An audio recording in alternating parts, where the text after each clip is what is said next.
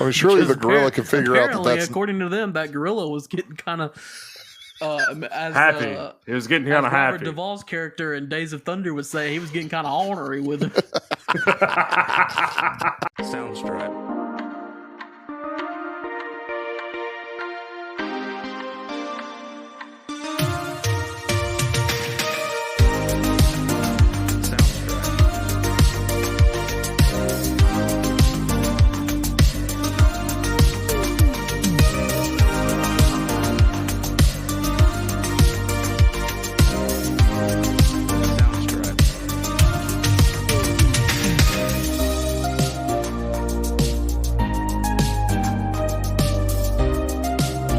And welcome in to another episode of Blockbusters, a classic movie podcast where if you're like us and you miss the days of packed movie theaters and movie stores, and this is the podcast for you.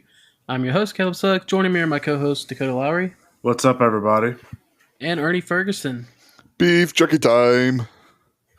And we are here with our 48th episode? No, it's 47? I think it's 46. It's definitely not 46. It is 47. 47. Okay, so we were all right there around it. 47th episode, and also a belated happy birthday to Ryan Ferguson, who I absolutely called it 2 weeks ago. I was like, we'll wait till next week to wish her happy birthday when it's around her birthday, and then we didn't do it. Yeah, luckily she's not necessarily banking on happy birthday wishes on the podcast. So, well, she's one of like our day one listeners. So not day one because Ernie didn't join till episode 2. So yeah, day two listeners. But didn't want to give a shout out. But anyways, this week we're doing Trading Places, and I found myself as I was watching this just laughing. Not necessarily at the movie, but we'll get into that later. But this is Dakota's pick, and I feel like me and Ernie are just kind of like, we just pick movies just to pick them. That's what I want to watch this week, or that's what I want to do. Of course, Ernie always picks something that's free, so that's. But Dakota usually has a reason that he picks a movie.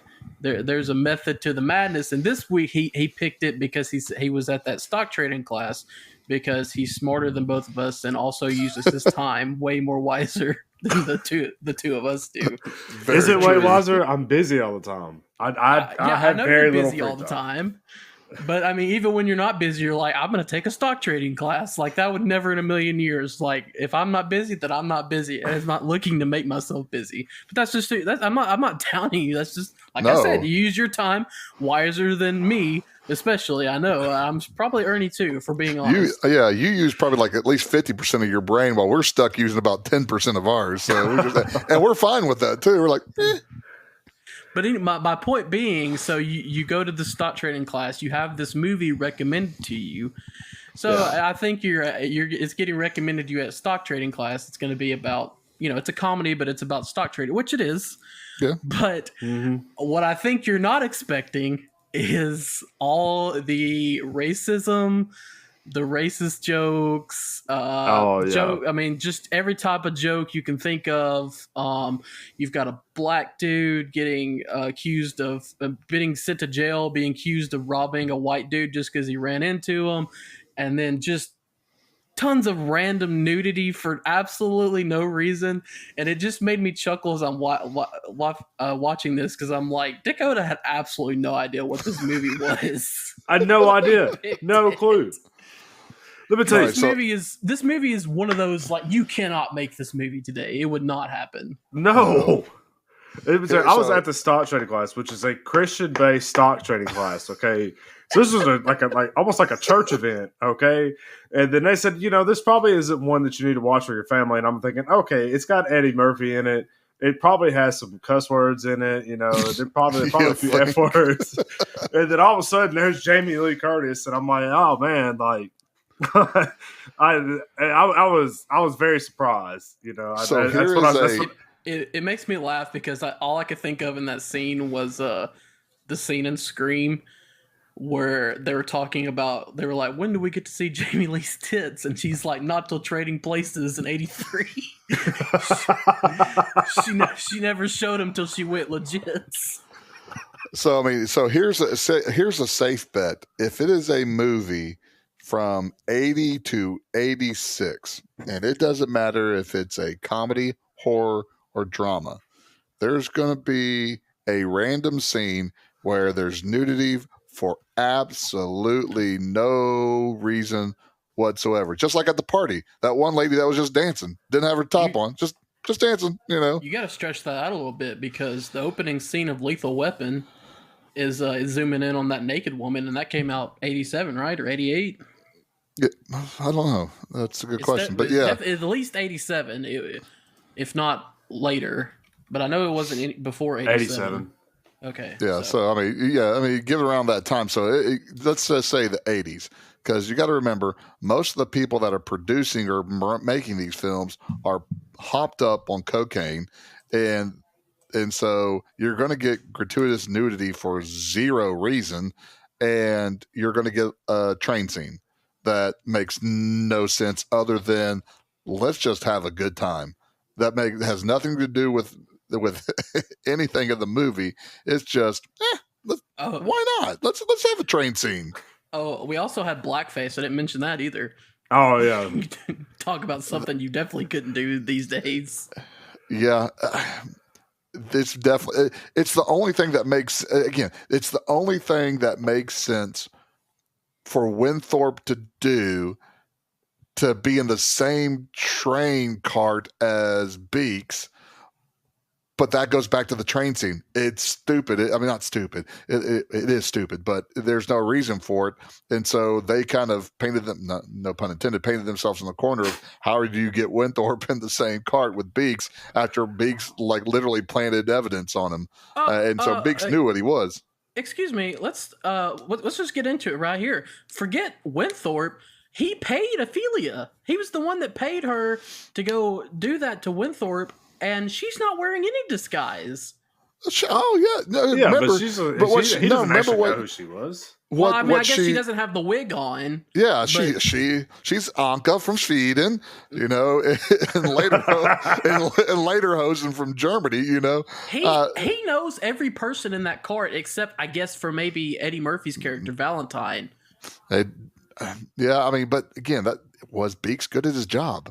I mean, that's the ultimate question. I mean, because why are you taking a train, anyways, with a bunch of people? Just fly, you know. But we can get on to that. But you know, it's so you talked about whether this movie is funny or not, and I think that, and we may have talked about this earlier in one of our episodes, but I don't remember, about the differences between comedies in the '80s. And comedies now. Comedies now, to me, are like a bunch of different sketches put together. Whereas this movie truly had a plot. Whether you think it's a realistic plot or not, it still had a plot to it. It wasn't just funny scenes. You know, there is something that, I mean, it's nature versus nurture, going through the whole entire thing. And so that's one of the things I think that some people have argued that current movies are funnier, but 80 movies that are comedies, some of them are better movies, but maybe not necessarily as funny. Like Step Brothers, it's funny, but it's a bunch of sketches. It's not true. I mean, it's not a real movie. It is a bunch of, let's just let everybody ad lib stuff, and there's a tiny theme to go along with it. Where here we're talking about nature versus nurture. We're talking about capitalism. We're talking about racism, all this type of stuff in this movie. I'm glad you bring this up, because I had something that is my big thought as I'm watching this. First of all, you're right. It's not that funny. I mean, it's just not. Now, granted, there are funny parts, but not funny. I mean, okay, but there's nothing that just made me laugh out loud. There was some things that made me like a little chuckle, like a little, like you snort your air throughout your nose, like when he gives him the $5 tip and he said, "There's your Christmas bonus," and he's like, "That's half of that's for me. Half of that's for me." Now I mean, it's not gonna just make me just laugh out loud, but it makes me chuckle. But you mentioned all these things that this movie brought with the racism, everything it tries to tackle. If the movie could have just, if it had just, I feel like the attempts at jokes took away from the movie almost at parts, because I feel like there was some real issues that they were tackling that they were good in the movie, and then you just have random jokes in there that kind of, I thought it took away from the movie. I thought when it tried to be funny, that was when it was not as good. Yeah, I guess and that's kind of like I like Eddie Murphy, don't get me wrong, but I felt like he took a little bit away from this. You know, I feel like this role would have been done better if it had been a little bit more of a serious role I in this agree. movie rather than the comedics, because it almost felt like you had this like series of events, like all these characters that are lined up here, and then you just have these random scenes with Eddie Murphy's, and to me it didn't really, his character didn't fit and what was going on, you know. I think, see, I disagree with that because again, the whole entire thing was taking somebody who wasn't going to be a part of this society, and you put him in or give him everything Winthorpe have, and he was going to be successful. And just the opposite, because there is, I mean, that's the one thing that I see more with Eddie Murphy than someone like Will Ferrell. Will Ferrell's on his comedy 24/7. Can Will Ferrell do serious? Now, I'm not saying that Eddie Murphy does serious, but there is a distinct difference when he's Billy Ray Valentine to when he becomes William, and he does, he's still fun, he still tries to do funny things, but he's acting more serious, So again, that's one of the things that I see in there. And to me, in 1982 or 83, can you make this movie that deals with race without the injection of humor? I mean, because again, we're not talking about nowadays, and also the original Valentine and Winthorpe was supposed to be Richard Pryor and Gene Wilder, but Richard Pryor set himself on fire, with trying to light a spoon with heroin. So that's why they got rid of those two guys, because Pryor couldn't do it. So if you think there was, if you think the N word was thrown around here, just think about a movie with Richard Pryor, who doesn't give a flying you know what, And so to me, I didn't have a problem with Eddie Murphy's performance. I think Aykroyd did a good job of being uppity, and I'm not saying he deserves an Academy Award. Coleman was the best part of the movie. The butler, he was great. Well, I don't know. Let me rephrase that. Mortimer and Randolph, I think, were the best part of the movie because they sit there and they played the kind of the straight men, And so, again, I think it's a movie. It's kind of like whenever we take this debate to whenever we decide to watch The Breakfast Club, it is a social movie with some comedy. It's not a comedy. Like I said, the difference between Talladega Nights and Step Brothers, which all is slapstick humor, fart jokes and things of that nature. This is it's a social issue movie that has comedy, whether it's forced or not. It's put in there. Yeah, I feel like this is I was gonna say viewed. I feel like people say it's a comedy. I mean, I don't. It's not. I mean, it's not a movie that has some funny parts in it. People say this is a comedy movie, and look. There's obviously generations. I think comedy to what. And I'm not saying that you don't find movies today funny, but I feel like comedy in the 80s, there are movies you might find funny from the 80s that we don't find funny. So, but to go back to what Dakota said, I think if you just made this a serious movie and not tried to interject all this comedy, I think it could have really been something special. So then who do you put in these parts? Because you're not putting Aykroyd and you're not putting Murphy in it. I don't know. You can find it. I mean, I think they could have done fine. I think there were parts. I thought there were parts in it where both Aykroyd and Murphy did great acting, where they weren't being funny in it. So I think they could have done this, but you could have easily. I mean, I don't know. It's 83. I can't think about who the actors were in 83. That could have filled these roles, but they could have found somebody. But at the same time, like I said, I think you could have easily Aykroyd and Murphy. And I'm not saying they can't. It has to be 100% serious. There can't be any funny parts. But like I said, I thought there was times where there's just jokes that are being forced for the sake of jokes, and they're not coming across as funny, or at least they weren't to me. I don't know. Maybe at 83, it was. That's what I'm saying. I mean, it's different. Yeah, I think one of the issues that you have with the movie when you have somebody like an Eddie Murphy, a Robin Williams, a Jim Carrey, or Will Ferrell is you let them cook. And so you're going to get your jokes and you're going to get them thrown in there, so then you get brilliant stuff like Murphy looking at the camera and breaking the fourth wall a couple of times, which is not something that you saw very often at that time. And then you do have some just like not stuff that doesn't work. But this is, I mean, this is what you want in '83. This is what you want from Eddie Murphy, who was the only person that was saving Saturday Night Live at that time. He was the only cast member that was worth watching at that time. And so that's why if you look at the big three for Eddie Murphy at this time, you have 48 Hours, Trading Places, and then Beverly Hills Cop. You get to see kind of the growth of Eddie Murphy. In this movie, it's played more comedic than 48 Hours or Beverly Hills Cop, because the 48 Hours has a little bit more seriousness to it.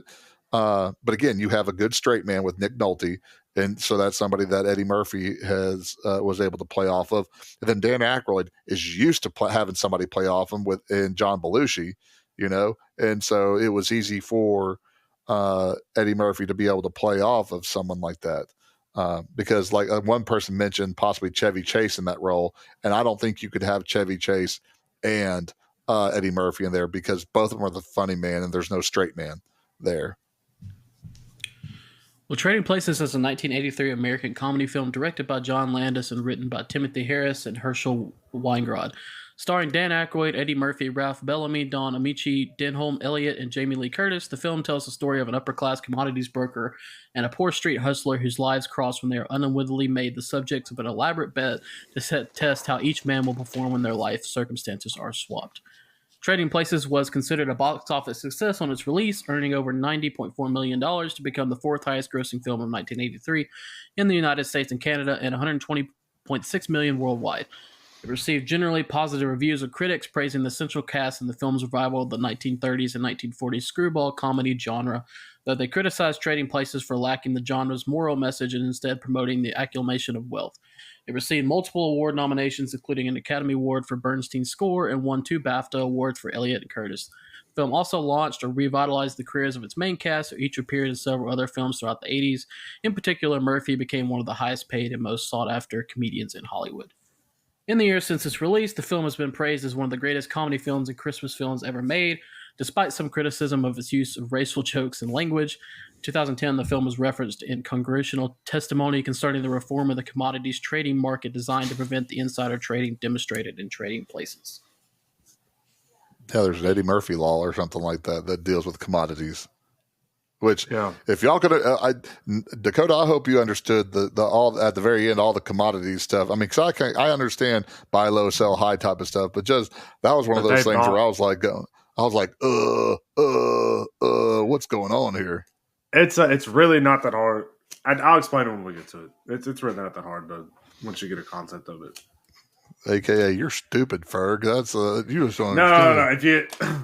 If I had not taken that class last weekend, I would not have understood what was being taught or what was being said. I listened to someone talk about it. I got like the gist of it. So you mentioned Jamie Lee Curtis. This is like the role that Jamie Lee Curtis is not a scream queen in. No, at this point she had done Halloween, Prom Night, Terror Train, I think is what it's called. Yeah. I mean, yeah. So there was another one too. Horror films up to this point. So this is kind of her breakout role. This is also, for Aykroyd. Aykroyd had, I think, Dr. Detroit before this, which was awful.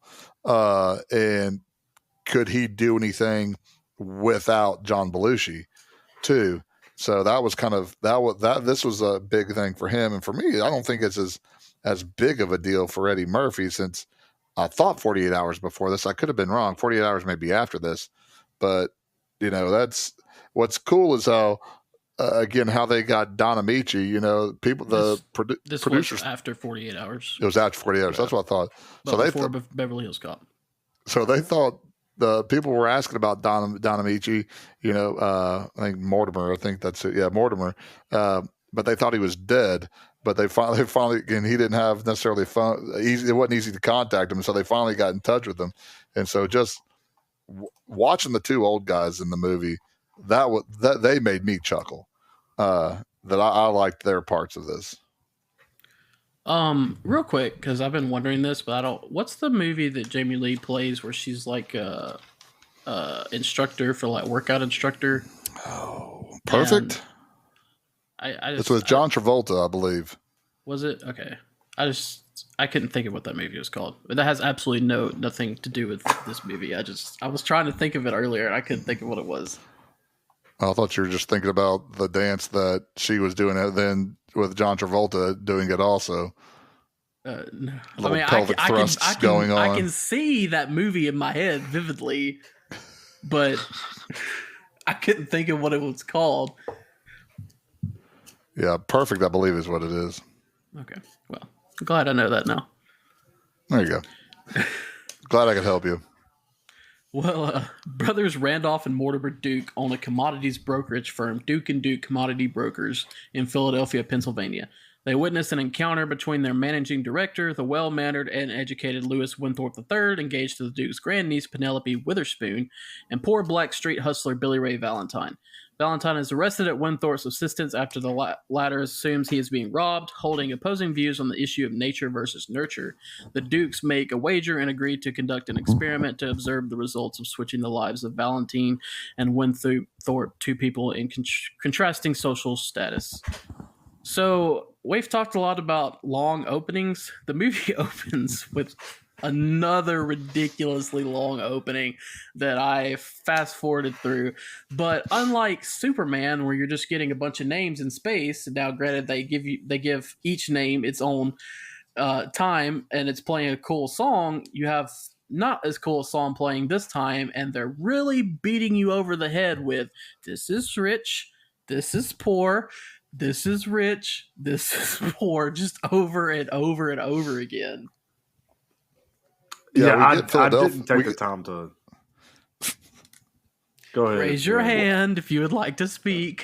I was just saying this is a stark difference, because this is Philadelphia, and this is a stark difference in what we saw in Rocky, where everything was dark and everything was like, bad. Even in the quote unquote slums part in this movie, the light, it was light, people were in the street, so they did have that. But I think the haves and have-nots, it was long. It was very long. But I did like how they showed the pampering of Winthorpe. You saw Coleman fixing everything for him, and serving him in bed. And the way Winthorpe is, whenever they're leaving, and he's standing by the car just waiting. He's waiting for Coleman to open the door for him. Just little things like that. And then also the Dukes, as they're leaving, morning, Mr. Duke, morning, Mr. Duke, morning, Mr. Duke, morning, Mr. Duke. The whole entire staff service is saying, morning, Mr. Duke. It does set that up. Did it need to have all of that? No, it was long. That was long and drawn out. They could have done without the whole, hey, let's show everybody Philadelphia scene, and just gone just a little bit of Philadelphia, like the club, and then maybe go to Winthorpe and the Dukes. But yeah, it was long. It's funny that what we call limos and limos now also. I kept waiting for Winthorpe to lose his crap when he was walking into the building, and everybody kept saying good morning. You mentioned that with the Dukes, but they did it to him too. And it's like he just kept over, and I was like, it's like going to be one of those things where it's like eventually you're going to get to the last person, and like just lose it, just like yell at them. Well, that's one that didn't. Billy Ray was like saying hi to people. Wasn't he whenever he came in there? Whereas Winthorpe just didn't care. He was just walking by people. He didn't really care, and which kind of goes into the why did Coleman help Winthorpe and Billy Ray whenever he was a Duke employee? You got to give me a minute to think about that one. Wait, what'd you say? So, well, I mean, you kind of look at this and say, why was Coleman helping Winthorpe and Billy Ray at the end when he was an employee of the Dukes? You talking about like towards the end of the movie, or yeah, towards like, the end of the movie? Why was at he that the point, butler? he kind of realizes he has a chance to make bank and not be a butler anymore. But also, I mean, it starts. When they do the social experiment, he's all okay with it because he's been treated like a crap butler his entire life, so it's whatever by Winthorpe. But then when they have Valentine treats him differently, and he starts to see so that that part. Winthorpe really is. We'll get into this later, but the one who has really the best like full circle character arc in this. Yeah. We'll get some other things later, but Ernie, I mean, you grew up in the 80s. I wanted to ask, this nature versus nurture thing, wasn't this like a big thing in like the 80s? Yeah, I mean, I still think it is today. I mean, but yes, the nature versus nurture has always been, especially when you're talking about society and things of that nature. And so I think, the Mortimer stance of genes and genetics, that is very big. That no, it's not. We're better than those people because of our genes, not because my parents and grandparents were rich. So yeah, it was a big thing that I think, and that's one of those things where I think people have made that argument. Well, people are poor because they're lazy or they're not working hard enough. It's just kind of in their genes, and it's one of those things that people have used to push racism also. So to me, that is a perfect example as you look at the Dukes and how they view Billy Ray. Because it was Randolph was talking to him. Did you come from a broken home? Have you spent a lot of time in juvenile detention? I mean, all these things that he just kind of comes out and says. And I think that, again, that's why I don't think you can take this movie. You can't make this a serious movie about that in '83. Because it wasn't going to be the number 3 or 4 movie in the box office in 1983. If you're doing that, you have to throw some comedy, whether it's forced or not, in there. Well, and I do see now that I really appreciated the exaggeration, because I really feel like that's what these two characters did with their roles. Is they really they took the character that probably wasn't as over the top as it should have been.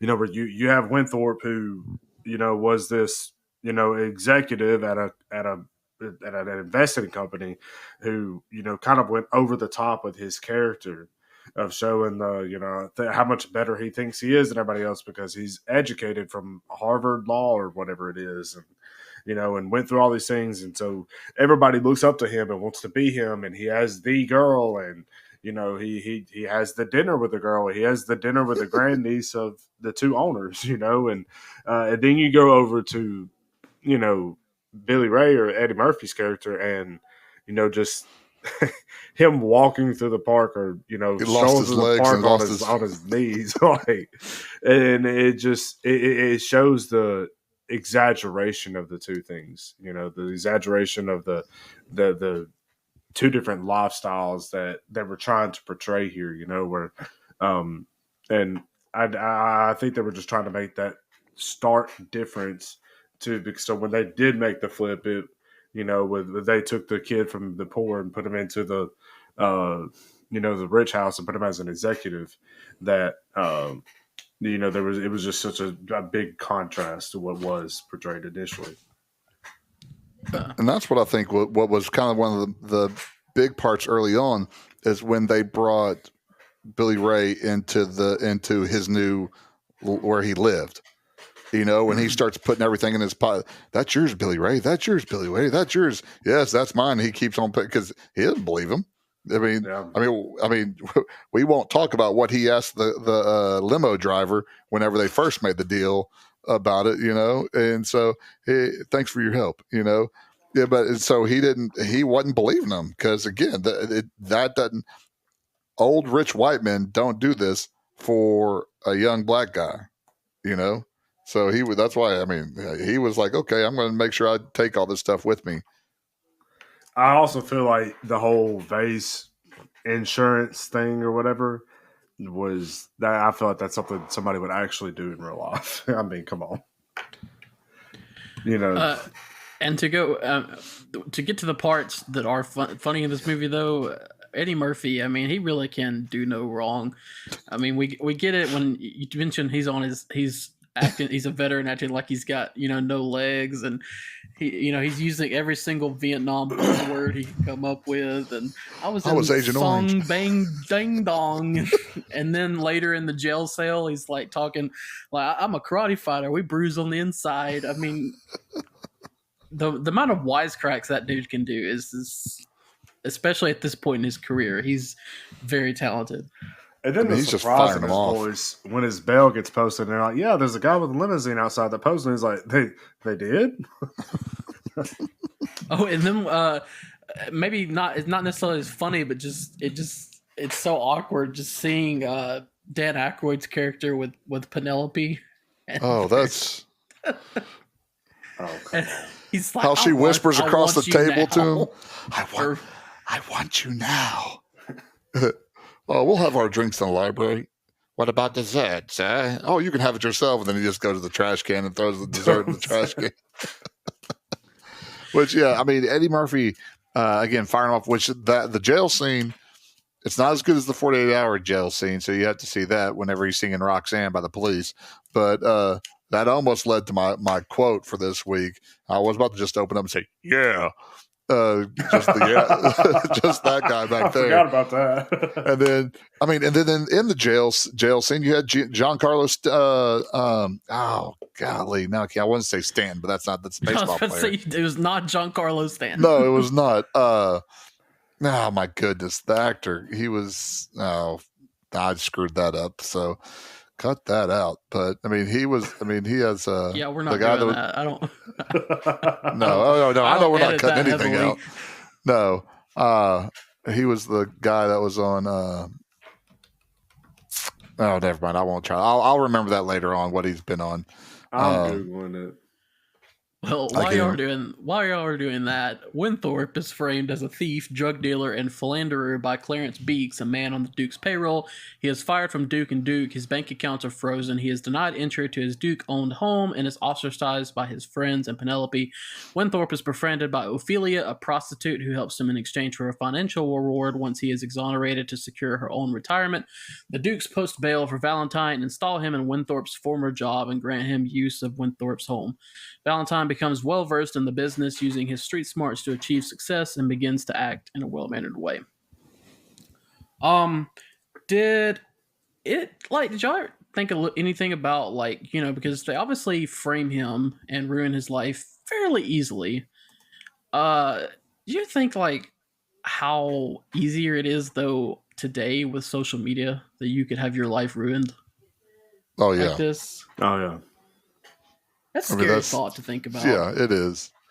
I mean, you don't need somebody like Beeks, who were first introduced to Beeks, and he shoves that guy down as the guy is walking into him. He just shoves him on the ground after Winthorpe was pointed out to him. But that's another reason why this movie can't be made, because you don't need to sit there and put three $50 bills with red X's in his pocket, to get him. It is what it is. Which they later plant drugs, so that helps. But at first, when they do the $50, I'm like, come on. I mean, this dude is mega rich. We're really gonna we're gonna ruin his life by accusing him of stealing $150 total. Nobody had PCP or angel dust. No, that's what I said. They add the drugs later, so it helps. But when they first do it, it's just the $50, or the $350, and I'm like, oh, come on, Well, that's because he did it to a bunch of rich white guys. Yeah. If he was just doing this on the street, it wouldn't have been that big of a deal. But because he did that to a bunch of rich white guys, that makes it a bigger deal. Which here's another thing that I thought was interesting about what is perceived as wealth, because as he's in the police, as this he's movie, as, it's white, and it's white well, is wealthy, black is but not. I'm talking about like for Winthrop, whenever he's at the police station and they pull out the watch, and then it's all the credit cards, he has all these different credit cards, and that makes you rich by having credit cards. And I'm thinking, no, that just means you possibly have a lot of debt. Doesn't necessarily mean you're rich. That's my kind of opinion on credit cards, but that's neither here nor there. But again, it's one of those big things, if you have the platinum card, or if you have whatever they said, that one of them was the gold card. I just thought that was interesting. That is the epitome of being rich. In defense of that though, aren't there a couple of credit cards that you have to have a certain amount of wealth? Yeah, before you can even like get the black that card, card? Yeah. Especially in 1983, I would imagine. Yeah. But also, I did like how that they, with the extra mile to kind of show that when Winthrop was turned on by the Dukes, like he literally had nothing. They explain it like he has nothing to fall back on. Because I would think you're this rich guy. How do you not have some nest egg? So they explain it like his parents are dead. His friends are kind of douchebags. They don't really like him. Penelope turns on him. They really make sure to let he literally has nothing at this point. Yeah. To be fair though, with the drugs, he kind of shot himself in the foot several times. When they kept bringing up and they're like, oh, you had cocaine or whatever it was. He's like, no, it was PCP. Angel dust. Angel, dude, if you would have just agreed with it, they would have believed you. You're shooting yourself in the foot here, okay?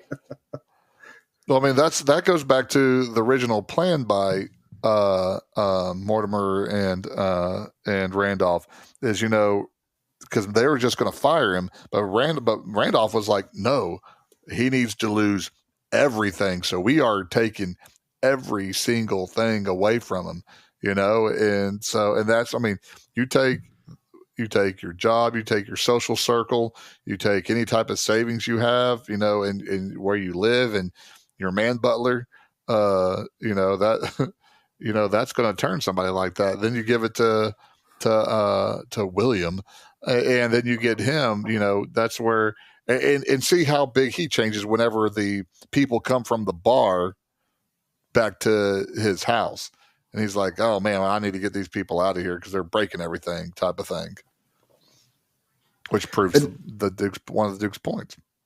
I think the one question I did have, I know that the firm was investigating him for embezzlement, air quotes, investigating him. But how did they get the IRS involved that froze his accounts?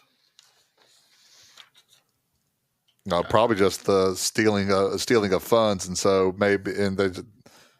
probably just a good plot device. Because I'm not up on the IRS stuff either. I remember them mentioning something about the IRS investigating him for something or tax evasion. That was when he went and tried to withdraw money at the bank, right? Yeah. Yeah, they probably said he wasn't paying taxes, which knowing Winthrop, he probably wasn't.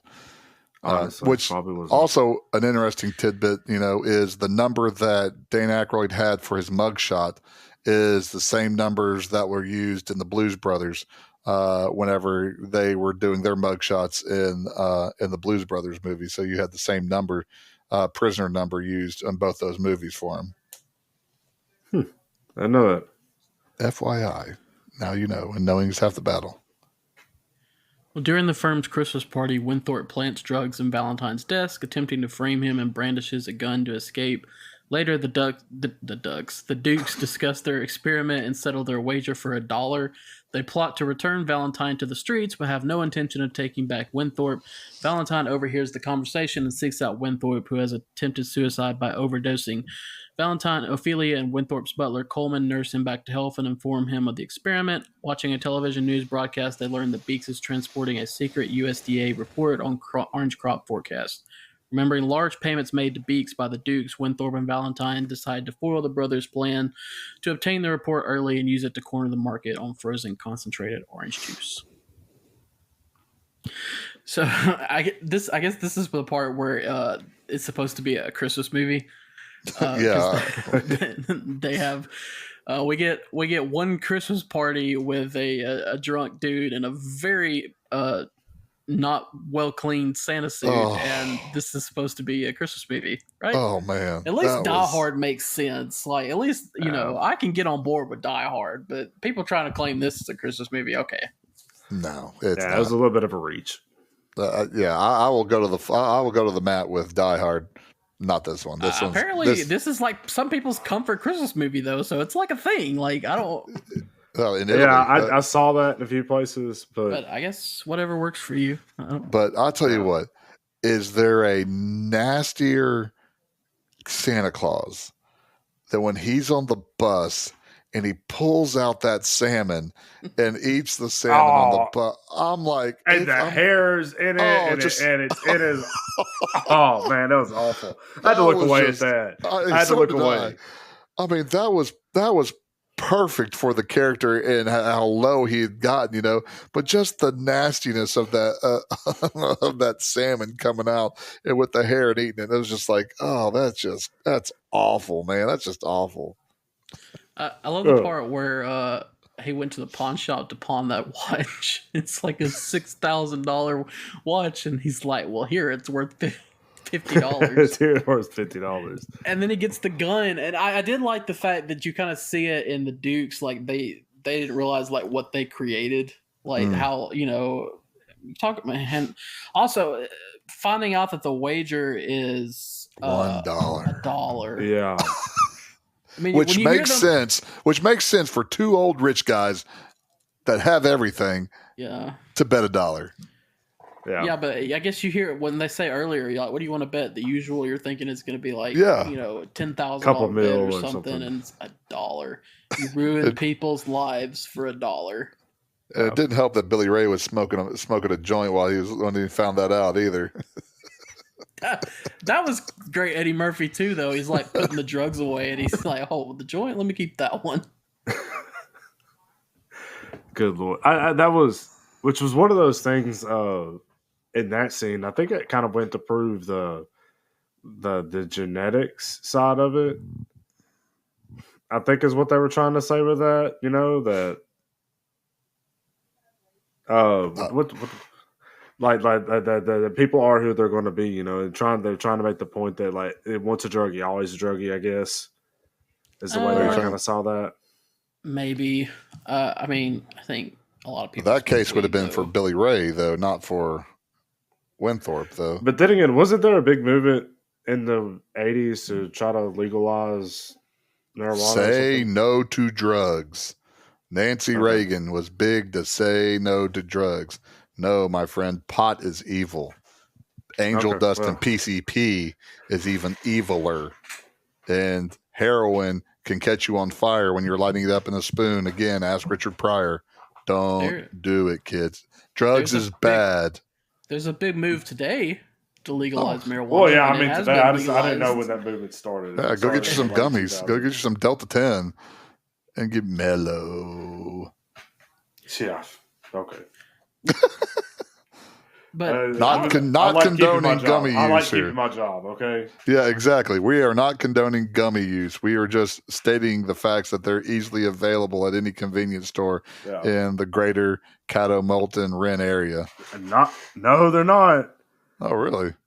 Come July 1st, Mimo Ivy, then it was HB8 that they passed a couple weeks ago. I try not to pay attention to politics because then it will get me upset. So, I don't either, but that is something that took place in local Alabama politics in the last month or so. Getting back to the movie, correct me if I'm wrong, though, Dakota, you being the senior stock trading expert on this podcast, even though they're secretive about this report that they're trying to get, at this point, like in '83, what they're doing wasn't illegal. No, it wasn't. which is mind-boggling. It's illegal now, though, right?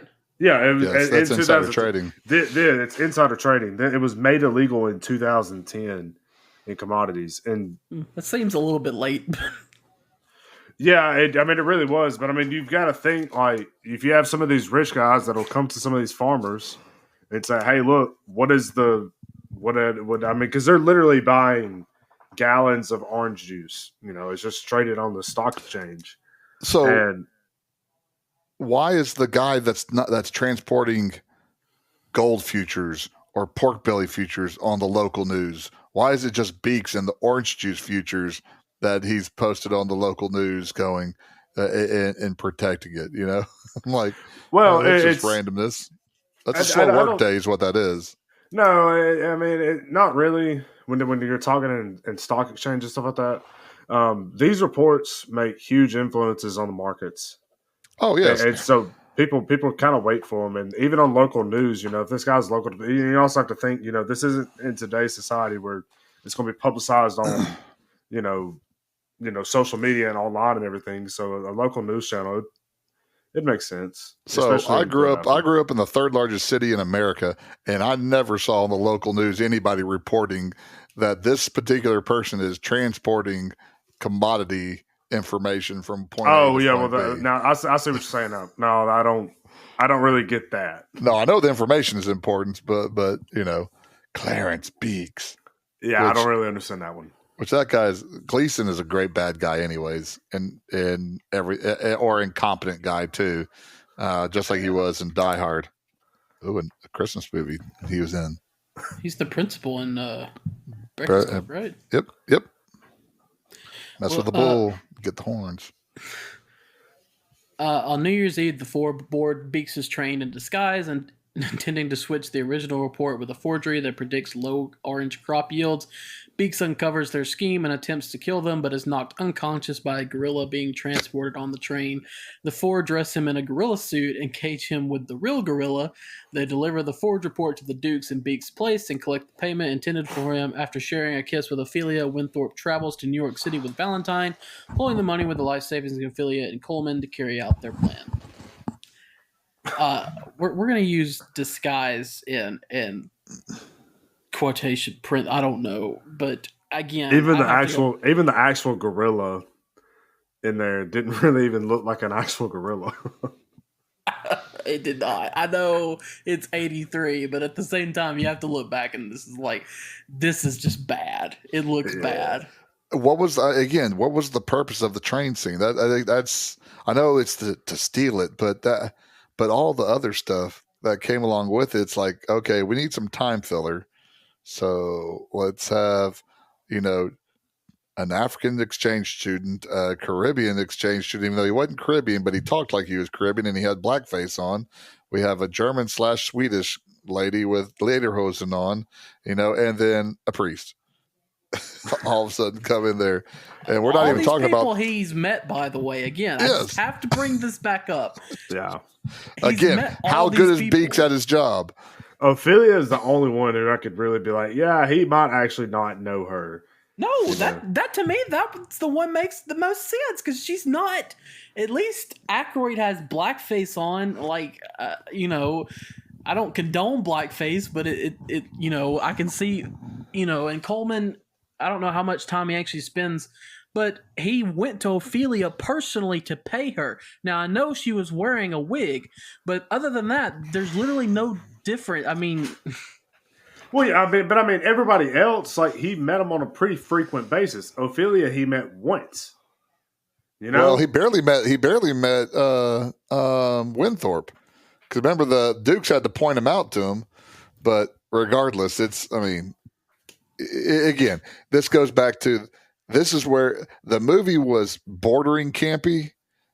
The train scene is 100% campy, with what it was. Even Jim Belushi as the gorilla, and Al Franken, I think the other guy's name is Davis, as the guys that were making fun of the gorilla. It didn't make sense. The gorilla's so random. There's an easy way you could have found him, even when he figures them out. There's easier ways you could have had them get the better of him. I don't understand. The gorilla was just random. That's the only way you can say it. I really don't know why he was like, okay, let's just have this gorilla in there and he's going to be the one that bonks him on the head and gets them out of trouble. But then even when the two guards come in there, hey, these guys were on cocaine when they were writing and directing this. That is your again. Every 80s movie you can go, oh, that's a cocaine scene. This was a cocaine scene right here. And then we can ship the gorillas off to Africa, and then have his mouth taped shut. I mean, what happens to Beaks? I mean, I shudder to think. I mean, surely the gorilla can figure out that's... according to them, that gorilla was getting kind of happy. He was getting kind of happy. Robert Duvall's character in Days of Thunder would say he was getting kind of ornery with him.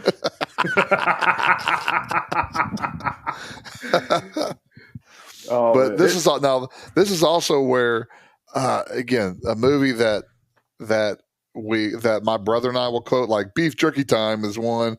Thank you for crushing my English with stinks. And I think what was it, Coleman that said when Eddie Murphy offers him beef jerky, oh no, thank you, son. It gives me the wind, something fierce. I mean, this is it's something that we quote over and over again, and that's the only thing just the one-liners is the only thing that's really any good about this scene, because like I said, we could spend a whole bunch of time on the blackface part of it. And it's not even the worst blackface in movie history. Mm-hmm. If you've ever seen the movie, or you probably have not seen the movie, not even seen the movie available called Soul Man with C. Thomas Howell, where he can't get into like Harvard or something like that.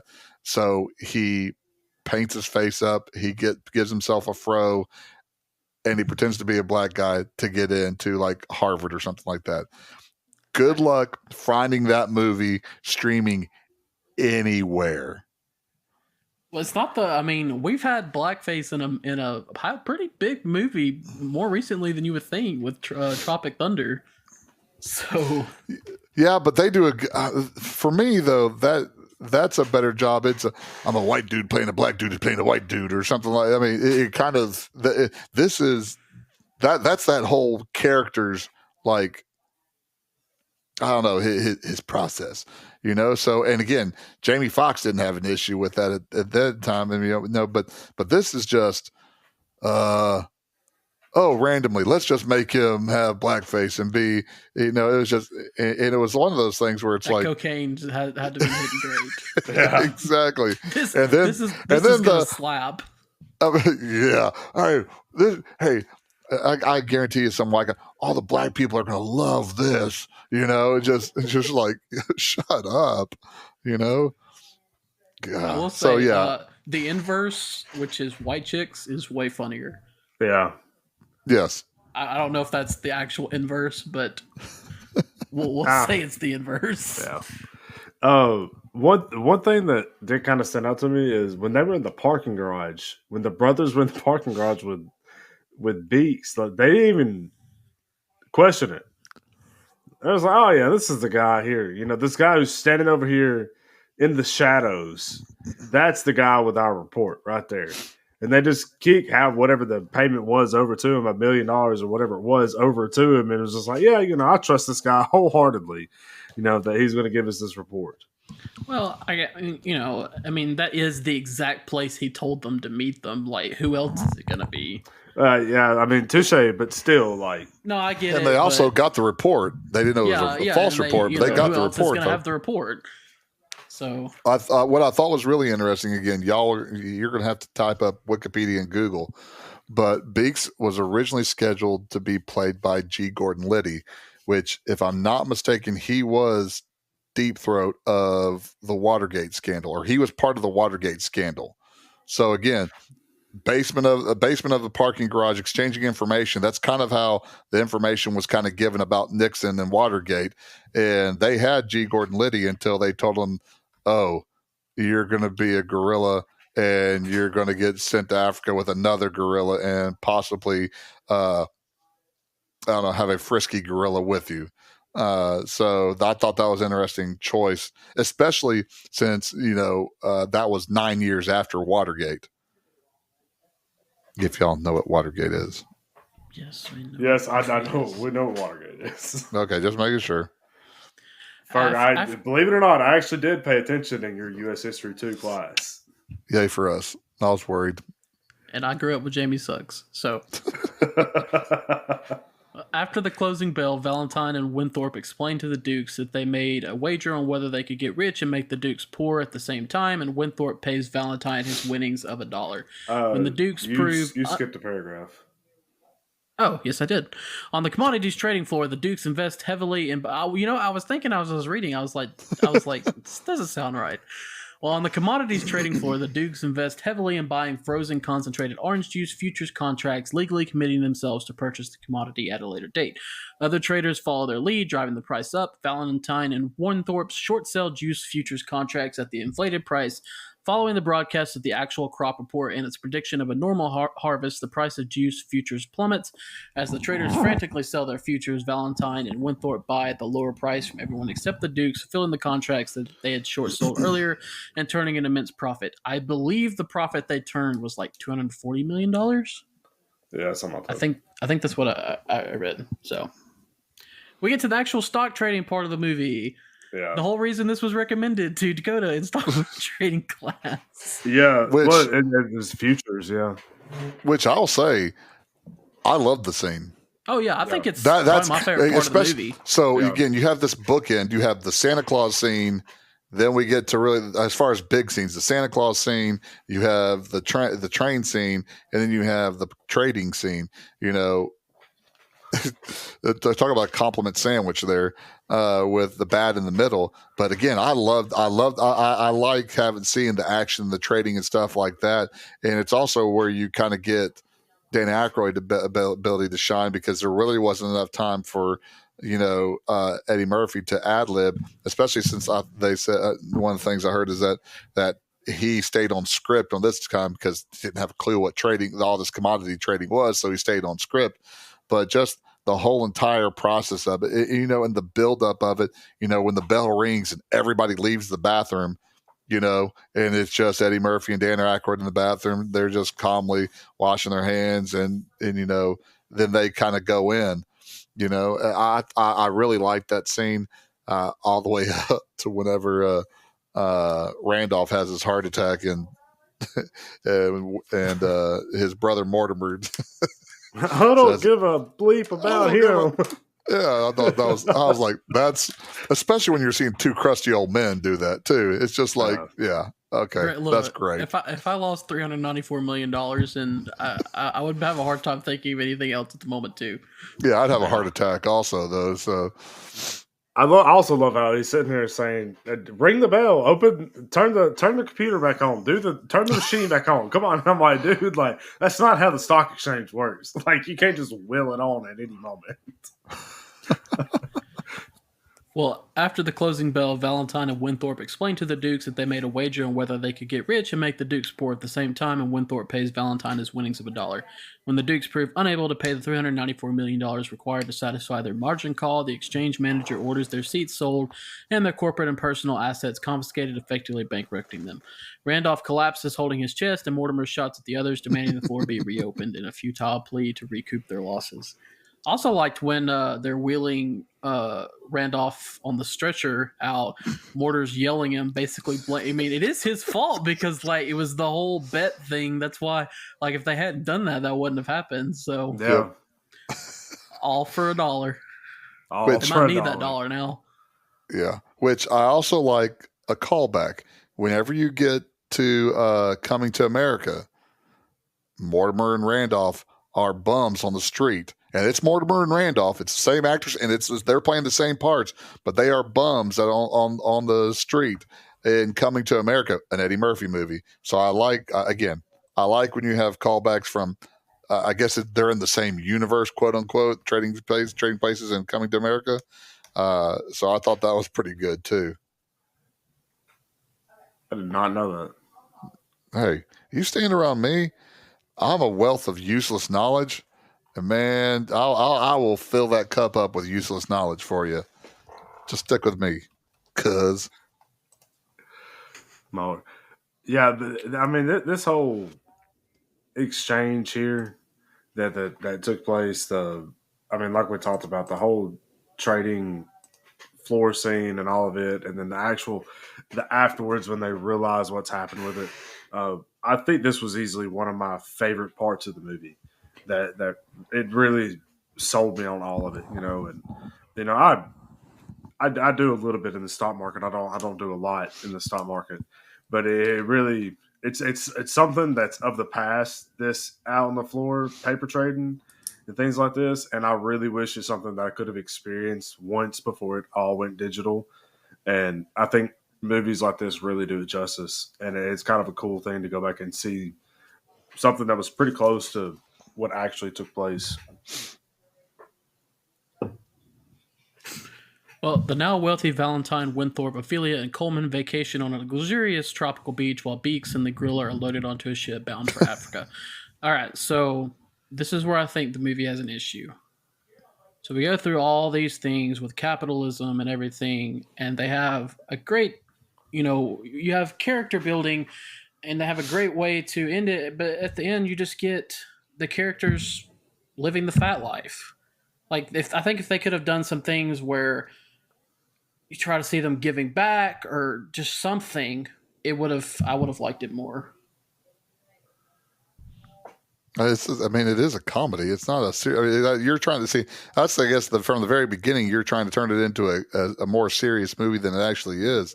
And again, this could be just a vacation. Not necessarily. They may not be living on a tropical island, but again, the best thing about it was, again, Coleman being served. What you get that he served others, and you get that. But here we are. We're supposed. I feel like you're supposed. You mentioned it. It's like it's got a plot. Yeah, it's got funny parts, but it's still got a plot. You get. You're supposed to be getting Dan Aykroyd's character. He's supposed to be going through this character arc where he sees he's been wrong. He shouldn't be acting like the rich snob that he is. We don't know that he really learned his lesson, because now he's just back to being super wealthy. No, but he's with a whore, though. He's not with. He's not with Penelope or Buffy. He's with the prostitute, the woman of the night.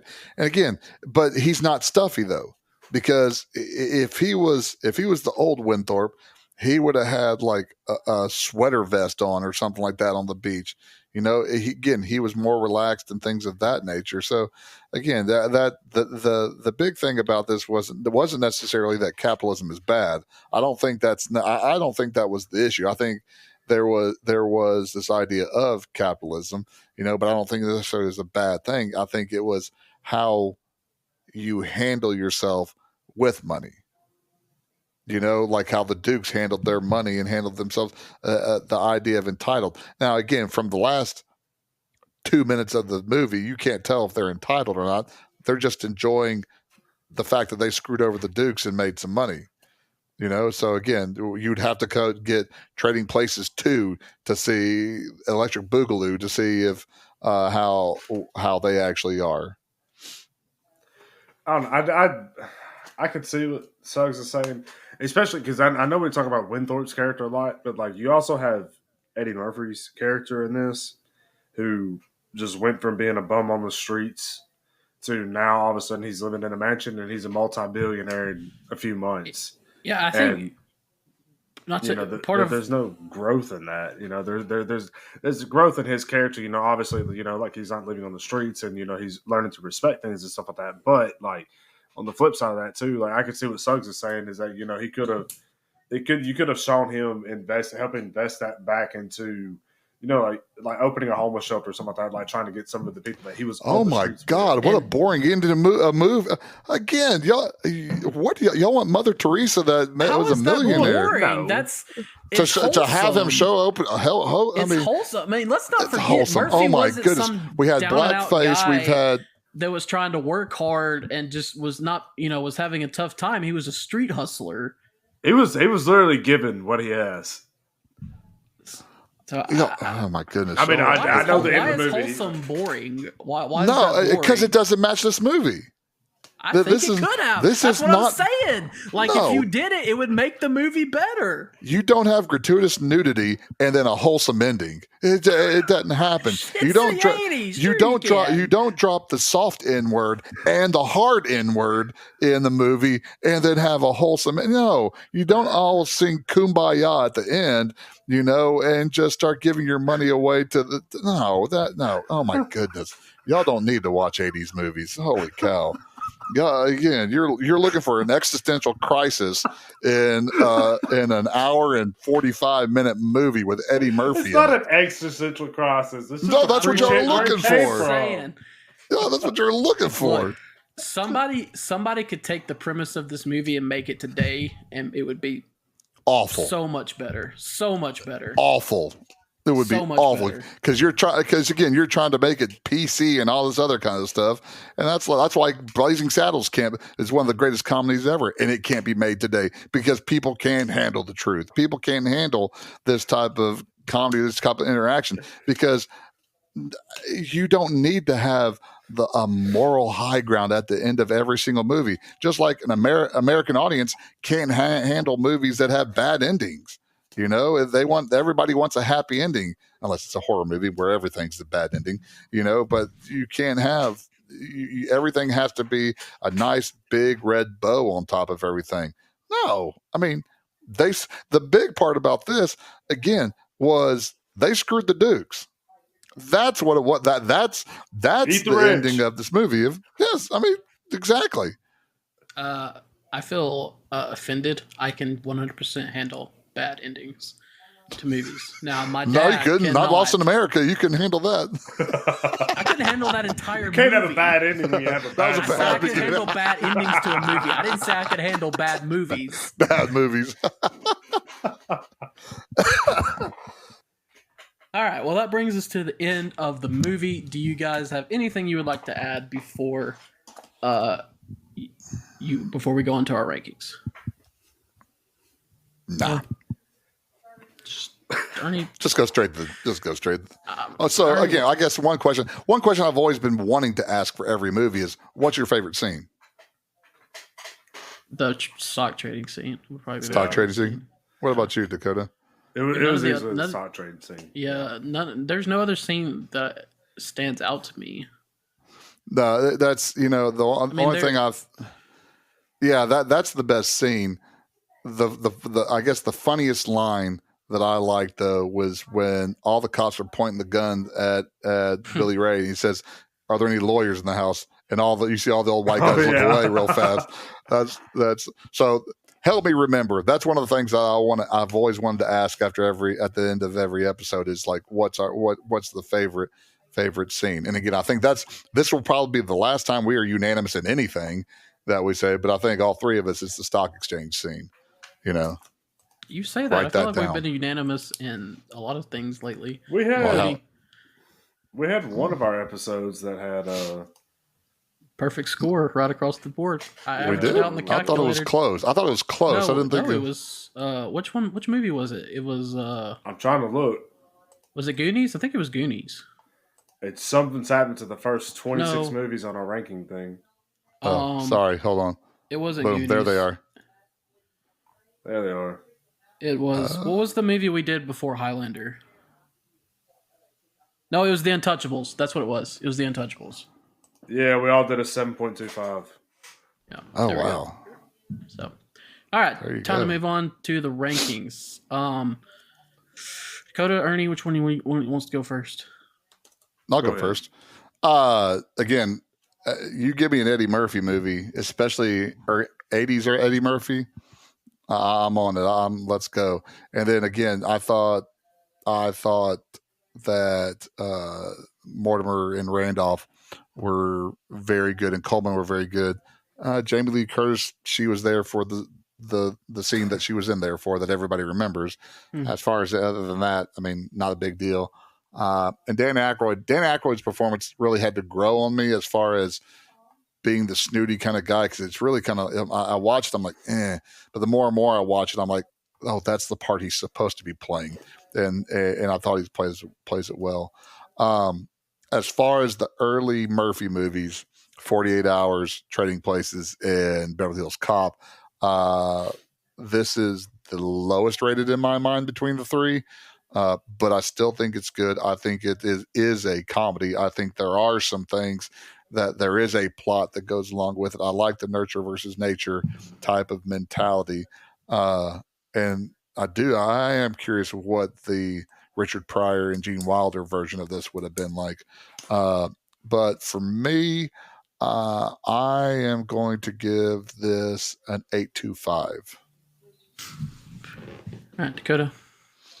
So, I had a lot of fun watching this movie. I mean, it's like I said. I mean, like Suggs mentioned, I took a class on stock trading a couple of weekends ago, and so obviously this is something that I'm interested in to begin with. But to be able to come into this and kind of understand some of the stuff that's going on, I think I enjoyed that aspect of it more. As far as the actual movie goes, it's like I mentioned at the beginning. I feel like this would have been done better as a taking the comedy out of, not necessarily completely out of it, but maybe to a lesser degree out of it.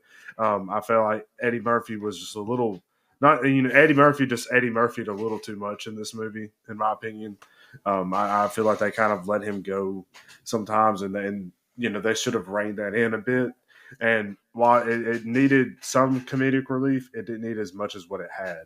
I feel like Eddie Murphy's character was a little too out there to fit into this movie.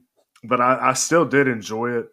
I still did enjoy, actually watching the movie. The obvious nudity in it didn't really make sense, but I mean, it is an 80s movie. But I think that being said, I think I'm going to give this movie an 8. I understand what Ernie says about. I mean, it's 83. If you don't do it, I mean, it's a comedy film, and I imagine in 83 people have found this funny. I mean, it obviously made great at the box office. It was the fourth, so it did really well. But I get that, but I think part of that is we are watching these movies all these years later, and we're trying to see how does it hold up, and I don't think it holds up as well today as it did in 83. I think, like you said, if Dakota said, if you have made it a little bit more, maybe not completely serious, but took out some of the jokes and really, maybe it wouldn't have hit as well in 83, but I think it would hold up well better today. So it's a fine line you're talking about. It's tough to look at. But overall, I didn't think it was a bad movie. Do I like it as much as I think Ernie does? No, but it's still not bad. When I was kind of trying to decide, I went back and I was like, well, what did I give Beverly Hills Cop? Because obviously that's the other Eddie Murphy movie we did. And I went back and looked. I gave that a 7. I don't know if that's like, that was episode 2. So I was like I was trying to be like I know more than I do. Like, we're doing a movie podcast, so I need to be like really stingy, and so because I don't know. So, a 7, I mean, that's crazy. That because Beverly Hills Cop is a way better movie than this, but I don't think this movie is a 7. So I don't know. I'm going to give it a 7.5. All right, so an 8.25. That's what you said, right, Ernie? Yeah. All right, an 8 and a 7.5 averages out to a 7.92. Ernie, where does that put us on our rankings list? That ties us at 29 with The Lost Boys and, go figure, New Jack City, because if you wanted Beaks, you should have had Nino Brown in there instead of Beaks. He would have taken care of it all. All right, so you said that, was it 27? Is that what you said? 29. 29. All right, so 29 on our rankings list, tied with the Lost Boys and New Jack City. If you would like to see that full list, you can go on our website, podpage.com/classic blockbusters. That's podpage.com/classic blockbusters.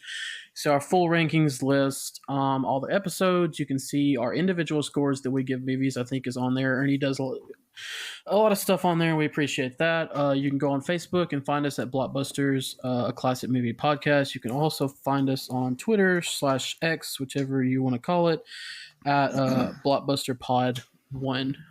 Streaming on Spotify, Apple Podcast, and YouTube. We've had, well, again, I say this a lot, but a lot more listens than we ever thought we would, so we appreciate that. Ernie, it is your pick next. What are we going to be watching? Oh, screw it! I'm going to do it. We are going after one of Bruce Willis's not so great movies. We are going to, because it's finally on Netflix, and that's Hudson Hawk. Okay, so we're gonna do Hudson Hawk. Never heard of that movie, so we're gonna do that. That'll be what we do next. All right. Anything else, guys, to add before we wrap up the movie? Wrap up the show? Hey, we're coming up on our 50th episode, by the way, which not only having listeners was a surprise, but actually doing this for an entire year, I think that's been a surprise also. only 49 for you, Ernie. No, that's true. I mean, you're not an OG. Hey! To be, Ernie's on more than I am. Okay, I'm only on 48. That's true. So I just didn't think about that. So I'm the only one that would actually have done 50 episodes when we get there, right? Well, this is a collective we, though. So Okay.